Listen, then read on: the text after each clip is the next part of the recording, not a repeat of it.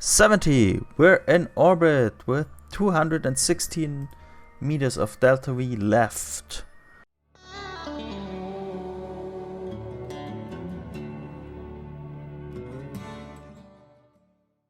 Welcome back to episode 2 of Kerbin Space Program, my interstellar mission. I'm Neo and let's get right to it. In the last episode we did our first 2 flights, we skimmed the edge of space, and now we're gonna see what they have got in store for us as contracts now. Well, basically I would really like to orbit Kerbin. Let's just take this contract, maybe we can fulfill it, and if not, we will just do some science. I think our first mission will not be fulfilling a contract, but do more science so we can get more rocket parts to then make the orbit. Okay. First of all, you're gonna enable stability control. You're gonna do one mystery goo here, and then you're gonna launch this mission and immediately do the other mystery goo.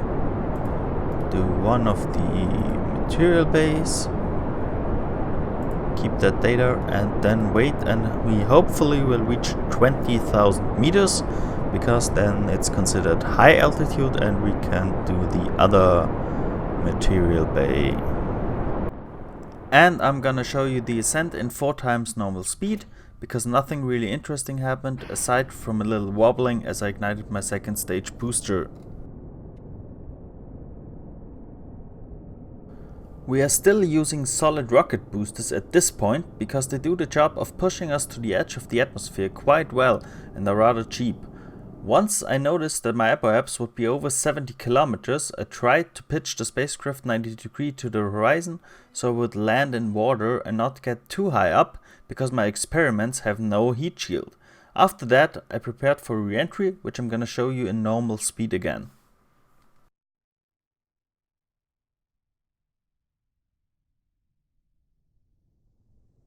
Don't tip over, don't tip over. Oh, we're tipping over. Let's drop this, and hopefully I don't die and can bleed off enough speed for Jeb not to kill himself. Come on, pull up. Pull up. Use your lifting body to pull up. More. Pull up more. And we are hopefully in these. Yes, we're safe now.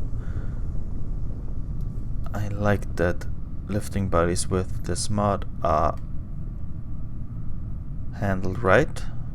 So this works. Okay, I think we've nearly got enough speed. We're flying a little bit up. Okay, that's weird. And now we're dropping again. Okay.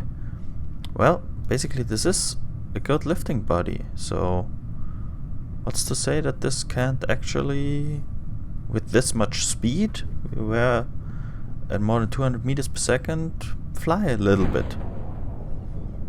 And there we go. Parachute deployed. And let's time accelerate down to the surface again.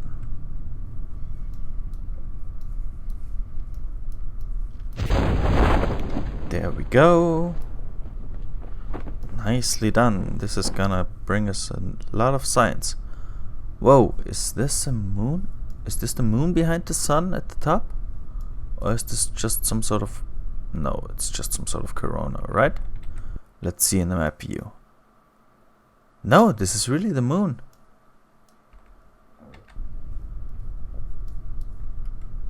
Nice. Looks awesome. Well, let's get down to shore. And touchdown! There we go. And recover our vessel and see what we got. That should net us a few science to get our space program to the next stage. Yes, 51 science, that's good. So I can unlock one other node. We're gonna unlock basic science, because we need to get down here to electricity, because only when we are down there we can get ourselves some solar panel, photovoltaic panels, and the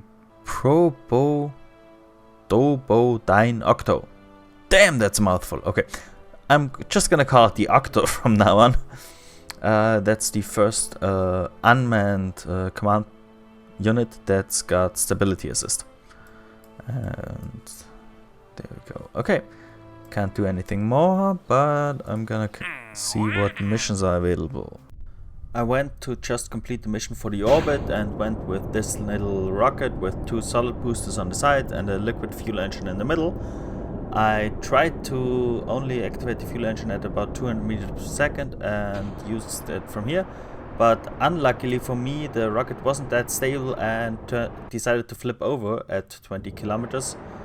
Luckily it didn't fall into a million pieces, and so I could recover it very easily and put myself into a rather stable orbit after a little bit of burning and trying to get my upwarps to over 70 kilometer, then cruise all the way till I get to the upwarps and then perform orbital insertion maneuver to get my periaps also to above 70 kilometer, which is considered an orbit in Kerbin.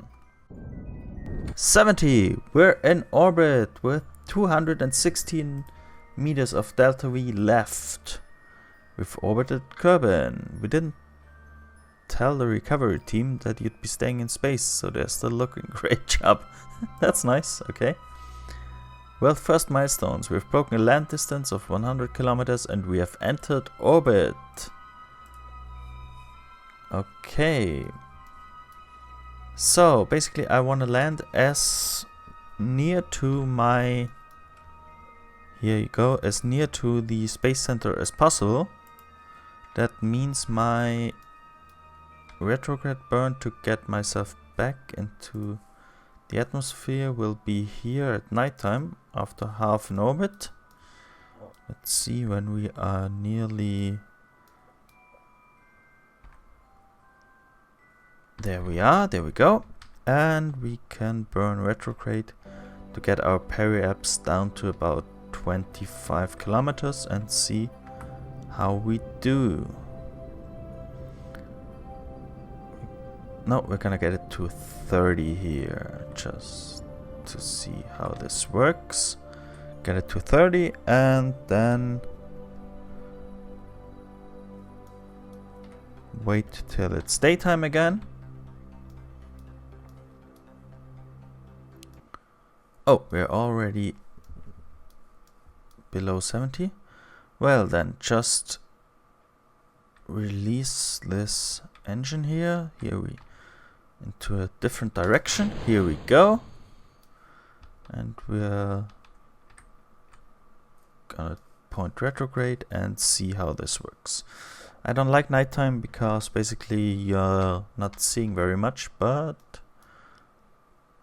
sun should be coming up rather soon, I hope. Let's prepare our parachute. We're gonna do this all in time acceleration so it doesn't take as long as it would normally.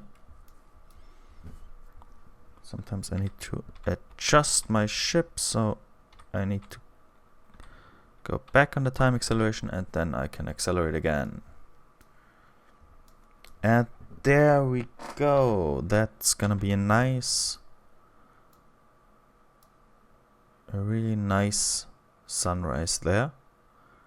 It's getting bluer and bluer, and there's the sun rising on top of a few mountains there. Just as our capsule also gets a little bit red, meaning it's getting heat, and we see our ablative shield dropping. So this is already working and our orbital speed is already slowing down. But we can do this in time acceleration still and see what will happen. Release the stability control so gravity takes us down. works the right way because the center of the center of mass of the capsule is rightly at the bottom. But I don't think we're even gonna get close to our space center. No. We're gonna land way sooner in the ocean, in the desert somewhere.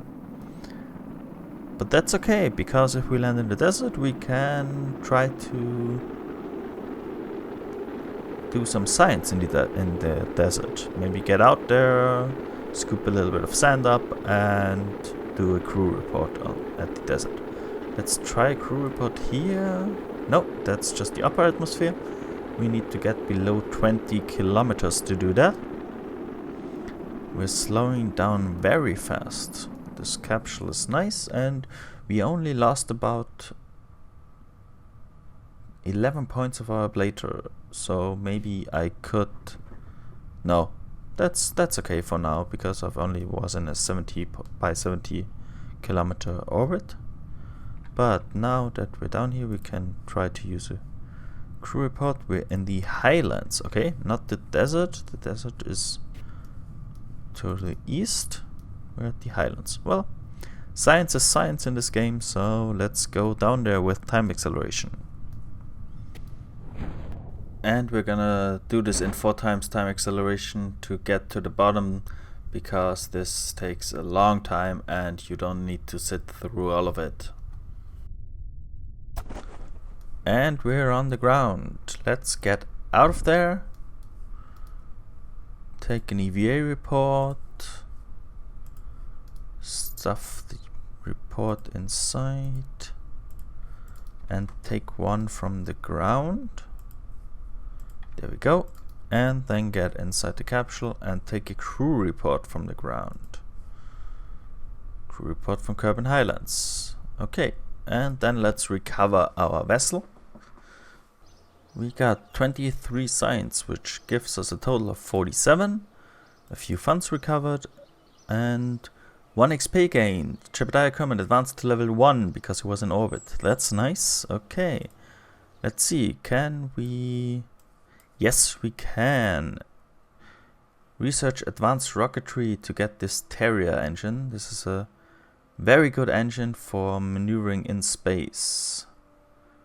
Research it, and a better fuel tank. That's nice. Close it for now. And this concludes episode 2 of our Interstellar space program here in Kerbal Space Program. And I hope I see you guys next time. If you enjoyed this episode, you can click that like button or leave a comment below. And if you never want to miss an episode, you can also click the subscribe button. I hope I see you guys in the next episode.